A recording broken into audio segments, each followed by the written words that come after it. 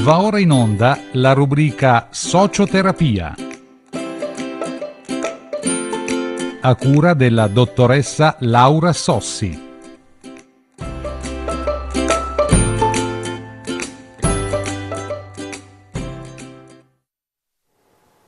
Cari tutti, buongiorno.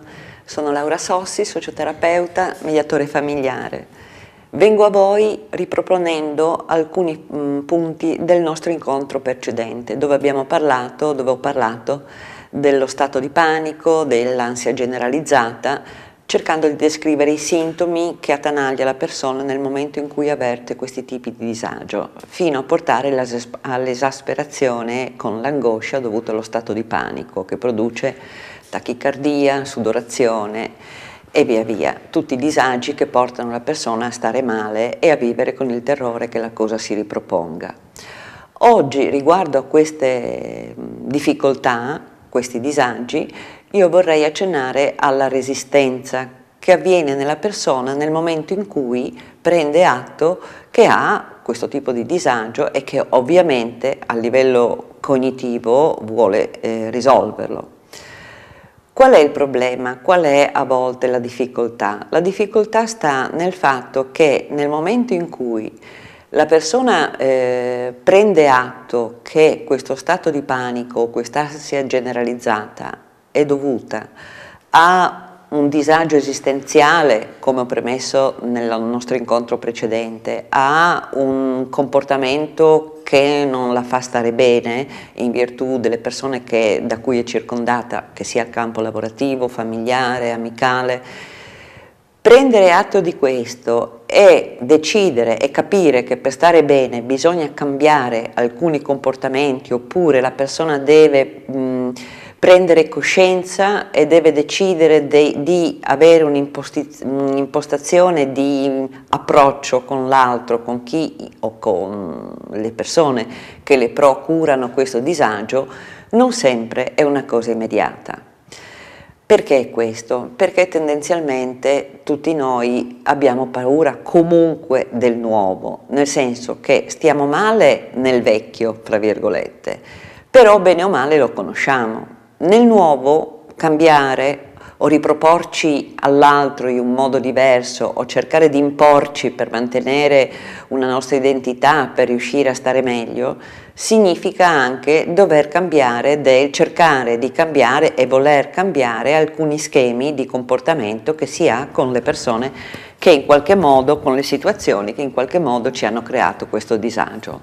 Ora, se con le persone che ci hanno creato questo disagio noi abbiamo un rapporto affettivo, succede che a volte abbiamo paura in qualche modo di perdere questo rapporto affettivo, abbiamo paura di rompere degli equilibri che magari sono precari, abbiamo paura di mettere in discussione tanti momenti o tante situazioni della nostra vita. Quindi chiaramente avviene una resistenza.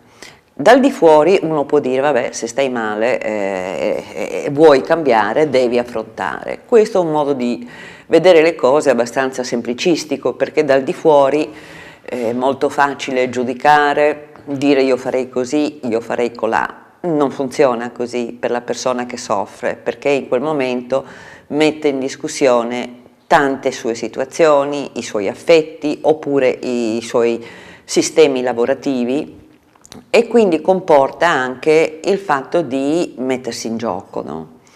Questo mettersi in gioco chiaramente avrà un prezzo, perché cambieranno dei ruoli, cambieranno degli schemi, e la paura della persona è anche quella di non essere compresa, di dirsi in pratica, beh, se io sto male ma comunque tutto va bene e va avanti così, che non è proprio giusto questo modo di interpretare, però a volte succede.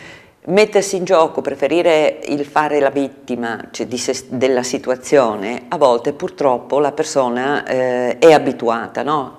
Alla fine appunto subisce e ha questi stati di panico quando arriva a un punto di non sopportazione. Il fatto di dire bene, adesso affronto le cose, cambio la situazione, mi impongo in un determinato modo, faccio capire alcune cose, comporta anche un consumo di tanta energia. e nel contempo la paura di rompere qualche equilibrio consolidato.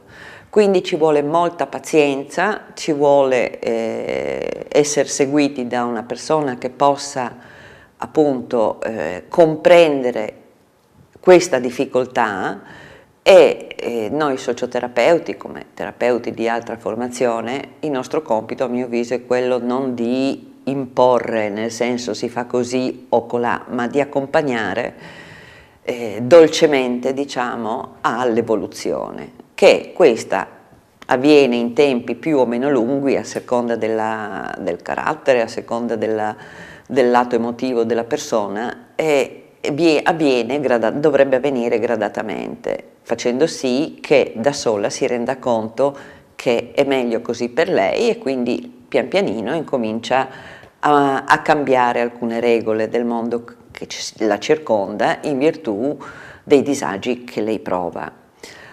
Ora, lo stato di panico, come l'ansia generalizzata, purtroppo a volte la nostra società ci impone, ci dice, beh, prendi la pillolina, prendi quel determinato prodotto, vedrai che ti attenua, ti allevia, scusate, il disagio.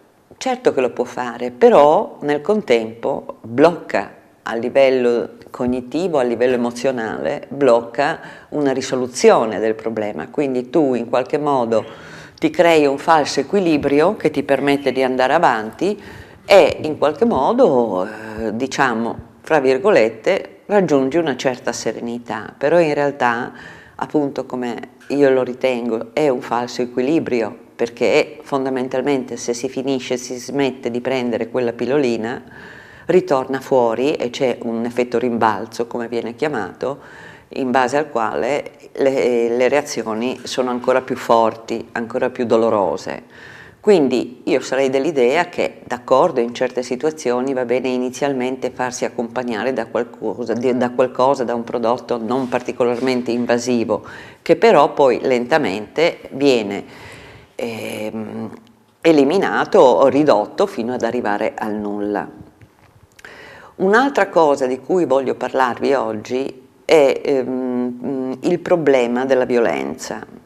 La violenza, che noi sentiamo tutti, la violenza, i femminicidi, ma io vi posso assicurare che c'è anche la violenza della donna verso l'uomo nelle famiglie, in certe famiglie, solo che nella nostra formazione sociale l'uomo, se anche subisce, diciamo, non lo dice, perché in qualche modo mette in ridicolo, fra virgolette, per la società circostante la sua virilità, mentre in realtà ci sono anche queste situazioni, come purtroppo ci sono le situazioni che noi quotidianamente o quasi sentiamo, visto l'ultimo episodio che è avvenuto dei due ragazzi pochi giorni fa sulle colline di Forminiga, ci sono queste situazioni molto pesanti.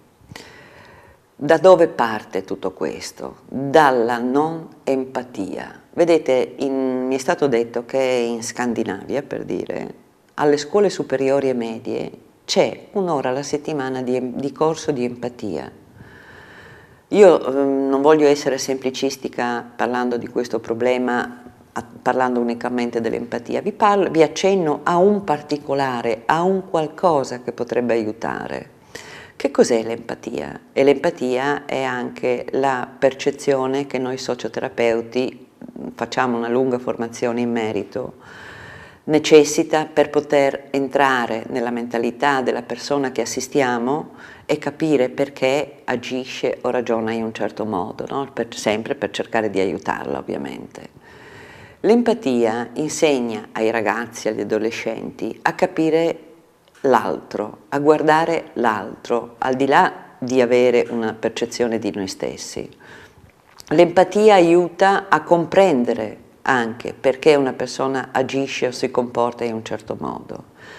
Purtroppo internet, come ho già spiegato in base alla lettera di Bauman del Festival dell'Economia del 2013, mi sembra 2 puntate fa, internet è stato molto ed è molto utile per riuscire a avere informazioni da tutte le parti del mondo, però ha creato una sorta di solipsismo, una sorta di autoreferenza, una sorta di individualismo dove noi riteniamo che non abbiamo bisogno di nessuno, perché qualsiasi cosa ci necessita o vogliamo sapere andiamo su internet e la troviamo.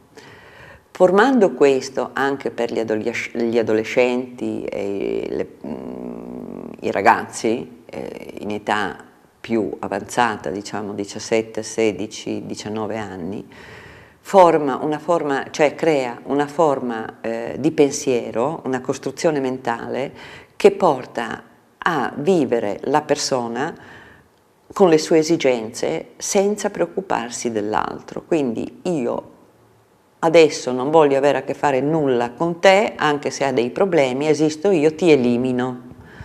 Ti elimino ed è un qualcosa che riguarda, adesso io ho fatto riferimento alla situazione di Forminica, però noi vediamo anche persone adulte in cui avvengono questi meccanismi, no? Purtroppo è il nostro esistere, mentre l'esistere dell'altro non è importante. Se anche non c'è, non conta nulla, eliminiamo il problema. Abbiamo preso atto con questa nostra, fra virgolette, chiamerei evoluzione, a volte purtroppo involuzione, che noi possiamo tutto, possiamo chattare, possiamo dimostrarci quelli che non siamo, possiamo apparire in un certo modo. Quando io sento mi hanno dato l'amicizia su Facebook, cosa vuol dire l'amicizia su Facebook? Chi è questa persona che ci chiede odiamo l'amicizia? Che cosa vuol dire la parola amicizia? L'amicizia ha un significato molto più lato, no? L'amicizia è un rapporto consolidato, costruito nel tempo con una persona alla quale noi possiamo riferire i nostri pensieri senza la paura di essere criticati, derisi, magari aiutati. Una persona che ci sta vicino e alla quale noi stiamo vicino nel momento che può avere un momento di cedimento, la persona con la quale possiamo gioire in un momento di felicità, però che ci conosce per quello che siamo, e noi conosciamo lei per quello che siamo. L'amicizia basata così, su dirsi delle opinioni, su scriversi delle cose, è qualcosa, converrete con me, di molto superficiale. Vuole questo la nostra società di oggi? Vuole questo malstare, questo decidere che nulla ha importanza, nulla ha un valore? Alla fine l'essere umano inevitabilmente ha bisogno dell'altro e se noi non finiamo di crearci delle finte vite dove tutto va bene, ho 1000 amici, dove tutto è perfetto e viviamo invece, impariamo a vivere la realtà di ogni giorno con i suoi problemi e con le sue gioie, la gioia di arrivare a risolvere delle cose che magari in quel momento ci sembravano insopportabili, noi vivremo una vita da alieni che non ci porterà a costruire nulla, nessun rapporto interpersonale valido, nessun rapporto amoroso valido. Purtroppo la violenza sulle donne o sugli uomini è un qualcosa che si ripropone in questi ultimi anni, magari c'era già negli anni scorsi, ma forse in maniera molto meno evidente, diciamo, dove figura prevalentemente la volontà della persona che colpisce di annullare l'altro. Tu mi crei un problema, quindi io ti elimino. Cosa vuol dire eliminare? Chi ha il diritto di eliminare chi? Chi ha il diritto di decidere della vita dell'altro?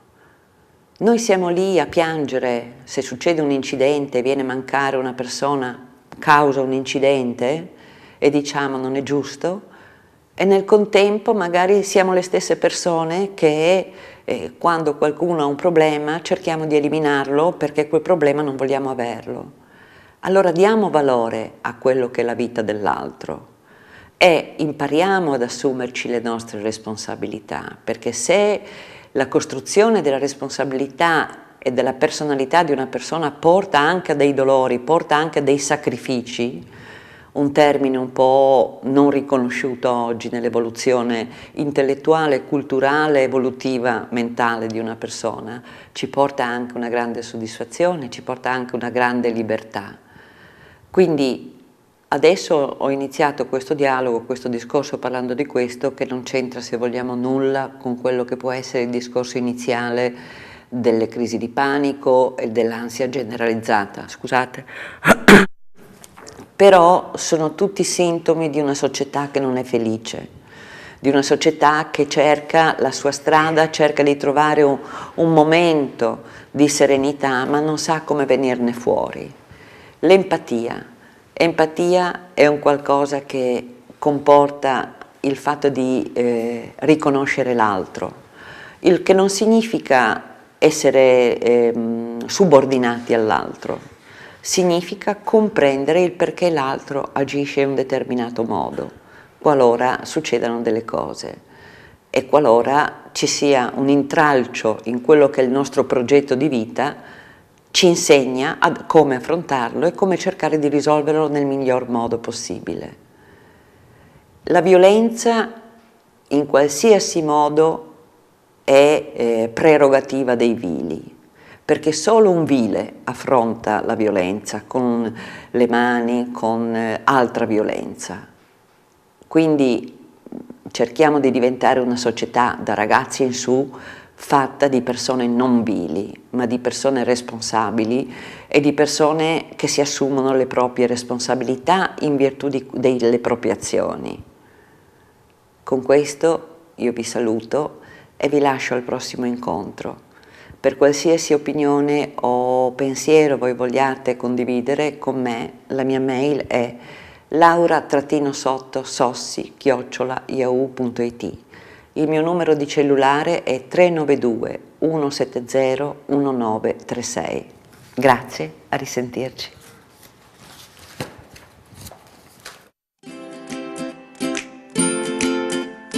Avete visto ed ascoltato la rubrica Socioterapia, a cura della dottoressa Laura Sossi.